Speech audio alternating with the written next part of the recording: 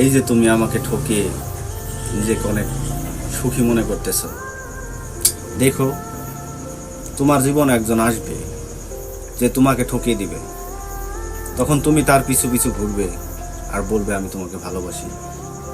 যেমনটা আমি বলেছিলাম যে আমি তোমাকে অনেক ভালোবাসি, প্রচণ্ড ভালোবাসি, তুমি আমাকে ছেড়ে যেও না। তুমি আমার কথা শোনোনি, আমার কথা রাখোনি, কারণ তুমি আমাকে মন থেকে ভালোবাসোনি।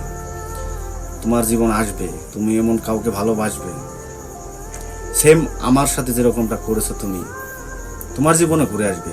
এটা অভিশাপ নয়, এটা প্রকৃতির খেলা। হিসাব মিলিয়ে দেখো, তুমি তোমার জীবন আসবে, তখন তুমি আমার মতোই সেম কান্না করবে যে আমাকে তুমি ছেড়ে চলে যেও না, আমি তোমাকে অনেক ভালোবাসি। তখন তুমি বুঝতে পারবে যে আমি কতটা কষ্ট পেয়েছি। তুমি আমার সাথে এই যে অভিনয়টা করেছো, ভালোবাসার অভিনয়, দেখো কথাটা মিলে নিও।